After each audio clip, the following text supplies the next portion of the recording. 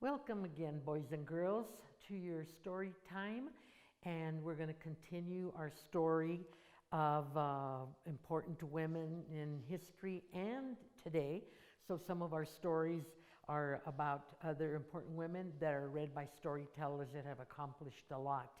And today we continue our women's series with Dr. Victoria Mora, who is president of the United World College USA in Montezuma, New Mexico. And the World College was founded in 1982. It is a 2-year independent co-educational boarding school with about 230 students from 90 to 100 countries at any time. Students are between 15 and 19 years old, and most of them are here on scholarships. And so with that, that tells us a little bit about the World College, but I want to tell you a little bit about Dr. Mora. Dr. Victoria Mora grew up in a large traditional New Mexico family, growing up in a family of 5 girls and 1 boy in the West Mesa neighborhood of Albuquerque. She credits the support of her family as she pursued her educational dreams. Victoria loved learning and worked hard and did very well at the University of New Mexico, graduating with honors in 1985. In 1992, she completed her PhD at Yale University with honors. 100% of her education was funded through scholarships and government programs. 100%, boys and girls. You can use scholarships and grants, and it can be done. Returning to New Mexico, she worked as a professor at the Santa Fe campus of St. John's College, a very prestigious college. There are several in the country. Today, Victoria is the president of UWC USA, one of 18 international high schools that are located all over the world. She works every day to lead the school while also raising money for scholarships so that students can come to UWC USA from 90 different countries. I have a side note because I think it's real important to point out that at this time there are 3 students, one from Robertson, one from West Las Vegas, and one from Mora High School that are members of the United World College. We have, first of all, from Robertson High School, we have Shayla Hillis. She is a student, or was a student at RHS at Robertson, and left in 2021 to attend the United World College in Armenia. That's like 6,883 miles from here. That is a good ways away from Las Vegas. She will graduate this May from there, and she's already been accepted to Brown University in Providence, Rhode Island. We also have a young man by the name of Joaquin Romero, who was attending Mora High School and is now at the World College here in Montezuma. And we have another student also from West Las Vegas by the name of Lupe Gallegos, who is also a student at the United World College here in Montezuma. So, children, it can be done. Dr. Mora remembers how much of her education was supported by scholarships, and she wants to help find money so the next generation of students can have the same opportunities she had. Within 12 months of her arrival at UWC USA in 2016, she asked the Davis family for a $10 million gift to support students coming to UWC USA from all over the world, and she got it. Dr. Mora believes that everyone has more greatness in them than they might realize, and her great passion is helping young people discover their strengths. Okay, today, children, the book that is being read by Dr. Victoria Mora is Pinkie Promises by Senator Elizabeth Warren. And as you probably all know, Senator Warren was a candidate for President of the United States. So I thought it was just proper to have the president of this university read that story, the story today. She is a U.S. Senator at the present time from the state of Massachusetts. And as Dr. Warren says, remember to be brave, lead, and dream big.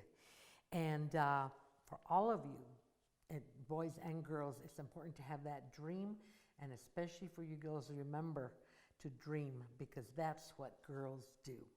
And with that, it is my pleasure to introduce to you Dr. Victoria Mora, President of the United World College here in Montezuma, New Mexico. Dr. Mora?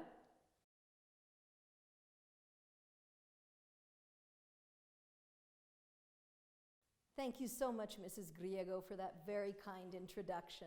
And thank you especially for inviting me to do something I love, to read to students. The book I'm reading today is called Pinkie Promises. It's written by Elizabeth Warren and illustrated by Charlene Chua. Polly was tired of hearing what girls can't do. When she offered to help Uncle Ed fix a leak, Uncle Ed said, "That's not what girls do." When she decided to build a drawbridge for her school project, her brother Jack said, "That's not what girls do." When she started to wash the car, her neighbor, Mr. Lee, said, "That's not what girls do." Polly's mother said, "I have an idea. There's a giant rally in town. We can go see someone who is running for president." The rally was big and noisy, and lots of people cheered. At the end, Polly and her mother went up front. The woman smiled at Polly. "My name is Elizabeth. I'm running for president." "You are?" "Yes, I want to lead our country. That's what girls do." And they made a pinky promise to remember. Monday was Polly's first day at a new school. Polly saw lots of boys and girls. She didn't know anyone. "I know this is all new. Can you do this?" her mother asked. Polly stood straight and said, "Yes, I can be brave, because that's what girls do." The next afternoon, Polly had a soccer game. The game was tied, and each side got one more kick to score. The coach turned to Polly. "I know everyone is watching. Can you do this?" Polly stood straight and said, "Yes, I can be strong, because that's what girls do." She gave her coach a pinky promise and walked onto the field.